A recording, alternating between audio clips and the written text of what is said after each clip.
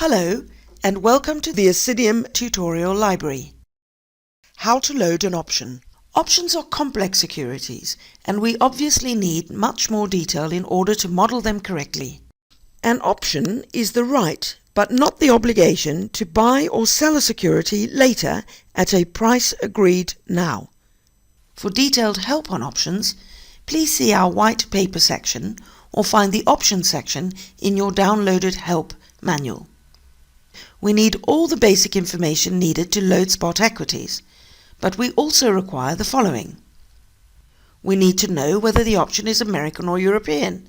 You may already know that American options can be exercised before their expiry date. We need to know whether it is a put or a call. We require the strike price in the traded currency of the option. The strike is the name for the price that we agree now to trade at later. We need the expiry date in any of these formats. Alternatively, simply click on the calendar, find the expiry date and then click OK. If the settlement date is different from the trade date, simply overwrite it. We need to know whether the option is margined or whether it is a physical OTC option. Remember that the option settlement price is quoted in terms of cents or pence per underlying share, not per contract. Remember to take account of the multiplier effect as well as the quantity when booking the price of an option. So if you receive a total premium for your entire option trade from your broker, then divide it by the nominal and by the multiplier to get the option settlement price. Once you have booked your option trade, you then need to enter the valuation information in the My Prices screen. You can update or overwrite the volatility here. Volatility is the kingpin of the Assidium valuation methodology.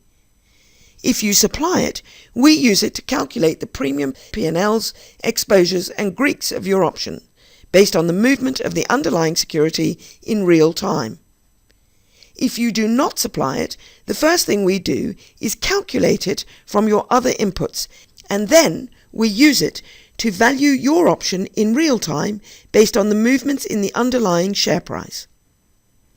If the base volatility of the market or of the option itself changes, then remember that you need to come back to the My Prices page to update either the settlement price or the volatility directly in order to keep your valuations in line with the market.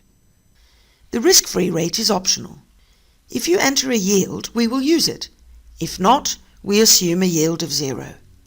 The dividend yield is also optional.